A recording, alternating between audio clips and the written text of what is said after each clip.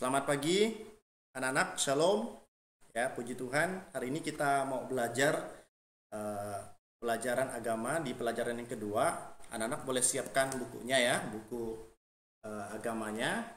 Di pelajaran yang kedua, hari ini kita akan belajar ya. Di pelajaran yang kedua ini, kita mengajak kalian semua untuk belajar ya. Di pelajaran yang kedua, anak-anak bisa buka ya, di pelajaran kedua ini yang berjudul, kita melihat Elia di tepi sungai Kerit.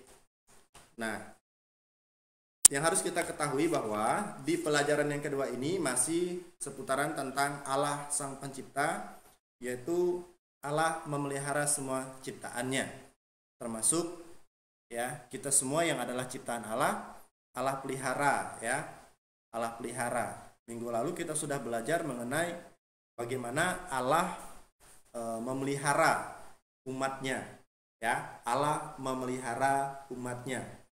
Bahkan kita dibandingkan dengan burung-burung di udara dan bunga bakung gitu ya, dan bunga bakung.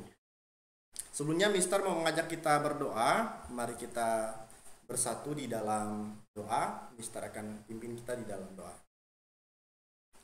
Bapa kami di dalam surga, kami datang kepada Tuhan mengucap syukur buat kasih anugerah penyertaan Tuhan kepada kami yang luar biasa, menolong kami, menyertai kami, sehingga pada kesempatan ini kami akan bersama-sama belajar. Tuhan kiranya terus menolong kami, memberkati kami dalam proses pembelajaran yang akan kami lakukan dapat berjalan dengan baik.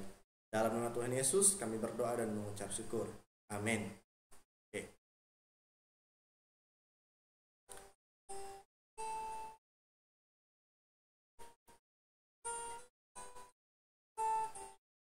Kita akan bersama-sama belajar hari ini di dalam 1 Raja-Raja pasal yang ke-17 ayat 1 sampai ayat yang ke-6.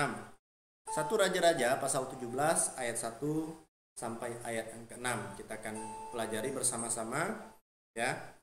Mister akan bacakan untuk kita semua. Tolong disimak ya. Elia di tepi sungai Kerit. Lalu berkatalah Elia, orang Tisbe dari Tisbe Gilead, kepada Ahab, demi Tuhan yang hidup, Allah Israel, yang kulayani, sesungguhnya tidak akan ada embun atau hujan pada tahun-tahun ini, kecuali kalau kukatakan. Kemudian datanglah firman Tuhan kepadanya, pergilah dari sini, berjalanlah ke timur, dan bersembunyilah di tepi sungai Kerit, di sebelah timur, sungai Yordan. Engkau dapat minum dari sungai itu, dan burung-burung gagak telah kuperintahkan untuk memberi makan engkau di sana. Lalu ia pergi dan ia melakukan seperti firman Tuhan. Ia pergi dan diam di tepi sungai Kerit di sebelah timur sungai Yordan. Pada waktu pagi dan petang, burung-burung gagak membawa roti dan daging kepadanya, dan ia minum dari sungai itu. Kita akan melihat tujuan daripada pelajaran ya. Hari ini tujuan daripada pelajaran yang pertama adalah murid meyakini bahwa Allah sebagai sumber pengharapan ya. Jadi Allah adalah sumber pengharapan. Yang kedua, murid mengalami sendiri bahwa Allah sebagai pemelihara hidup. Jadi Allah adalah sebagai pemelihara hidup. Kemudian yang ketiga, murid mengalahkan ketidakbenaran dengan kebenaran Allah. Mengalahkan ketidakbenaran dengan kebenaran Allah. Kita lanjutkan ya. Siapakah Elia di dalam Alkitab? Ya, Elia adalah seorang nabi pada zaman pemerintahan Raja Ahab. Mister, nabi itu seperti apa sih, Mister? Nah, nabi itu adalah yang menyampaikan pesan Allah kepada manusia. Nah, itulah yang disebut dengan nabi ya. Nabi itu menyampaikan pesan Allah kepada manusia. Jadi anak-anak, Allah tidak berbicara langsung kepada manusia kecuali melalui seorang nabi. Misalnya Nabi Musa ya. Adam itu termasuk nabi ya, Nabi Adam gitu ya. Nah, Nabi Elia, khususnya Nabi Elia ini ya. Nah, jadi kita dapat melihat di sini bahwa Elia adalah nabi yang diutus Tuhan untuk ya membawa orang-orang kembali kepada Tuhan. Ya. Arti nama Elia berasal dari kata Yahweh yang berarti Tuhan adalah Allahku. Elia berasal dari Tisbe di daerah Gilead. Ya. Jadi anak-anak harus ketahui bahwa Nabi Elia ini berasal dari kata Yahweh, ya. Berasal dari kata Yahweh yang berarti Tuhan adalah Allahku, ya. Asal usul Nabi Elia dari daerah Gilead. Ini diingat ya, kemudian dipahami. Oke, selanjutnya ya, dia adalah nabi yang melayani di daerah kerajaan utara. Di daerah kerajaan utara, ya, bagian Israel di bagian utara ya.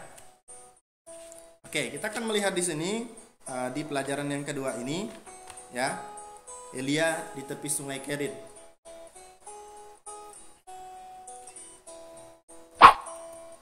Nah, ini Nabi Elia, ya, ia bertugas untuk menyadarkan bangsa Israel.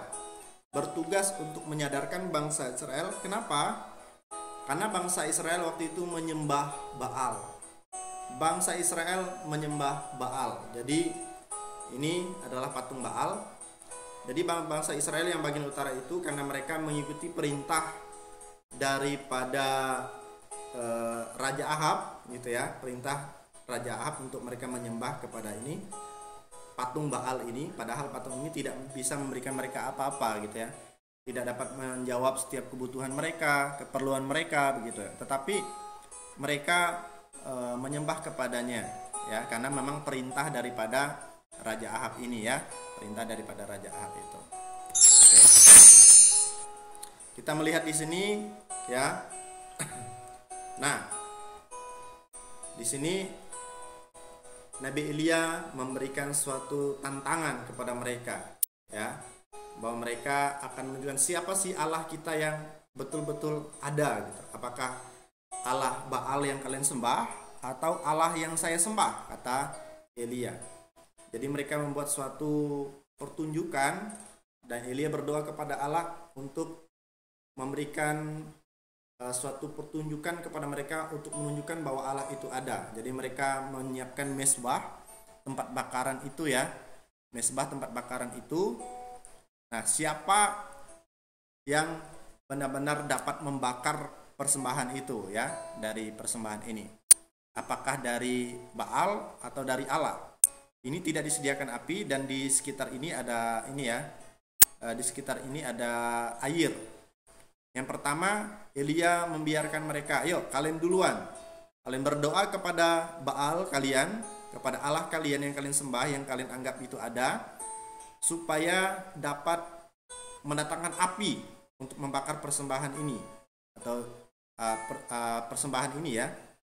Mereka keliling, mereka berdoa dan tidak ada yang terjadi. Nah, mereka sudah menyerah. Akhirnya sekarang giliran saya, kata Elia. Giliran saya. Kemudian ia berdoa, kemudian datang api menyambar dari langit untuk membakar satu mesbah itu, persembahan itu. Dan mereka terkagum-kagum melihat hal itu, ya. Mereka terkagum-kagum melihat bahwa ternyata yang mereka sembah itu adalah Allah yang tidak benar, ya, Allah yang tidak benar, ya. Dan mereka akhirnya kembali percaya kepada Allah. Nah, di dalam pemeliharaan Allah, Allah memerintahkan, karena memang Allah menghukum bangsa Israel, tetapi Allah memelihara Elia. Dia memerintahkan Elia untuk pergi ke tempat yang ada air, karena memang sedang musim kemarau di daerah Israel waktu itu. Kemudian Elia tetap dipelihara oleh Tuhan. Pergilah ke sungai Kerit, ya.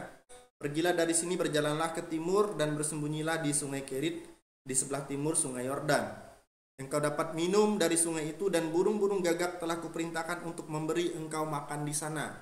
Ini pemeliharaan Allah kepada Elia, ya.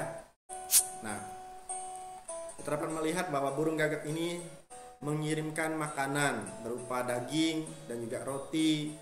Nah, kalau soal minum sih, mereka Elia ini tidak perlu cari air karena memang dia tinggal di pinggir sungai yang airnya mengalir dengan bagus air yang bisa diminum ya. Nah, ini burung gagak. Siapa sih yang dapat memerintahkan burung gagak ini? Burung gagak ini sepertinya sangat jinak sekali.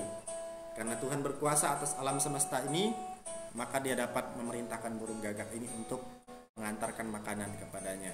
Oke, ini ya kita dapat melihat bahwa Elia sedang menegur Raja Ahab. Ya, menegur Raja Ahab supaya Raja Ahab ini bertobat, supaya tidak menyesatkan bangsa Israel, begitu ya. Nah, ini juga Nabi Elia menegur Raja Ahab bersama dengan istrinya ya, yang jahat, raja yang jahat yang menyesatkan bangsa Israel. Nah, anak-anak, sampai kepada kesimpulan pelajaran hari ini. Pertama, kita dapat melihat bahwa Allah mengasihi orang benar dan taat kepadanya. Lihat ya, Allah mengasihi orang yang benar dan taat kepadanya, seperti Elia yang taat dan percaya kepada Tuhan, gitu ya. Sebaliknya, bahwa Allah menghukum orang yang ya membelok dari jalannya, gitu ya. Oke. Kemudian Allah memelihara kebutuhan orang-orang benar secara jasmani dan rohani. Secara jasmani, seperti apa sih Allah memelihara kebutuhan kita? Seperti halnya anak-anak diberikan misalnya makanan yang cukup oleh orang tua, tidak kekurangan, tidak pernah kelaparan, dan tidak ada nasi kan, tidak ada beras kan? Itu adalah bukti pemeliharaan Allah yang terus menolong kita, gitu ya.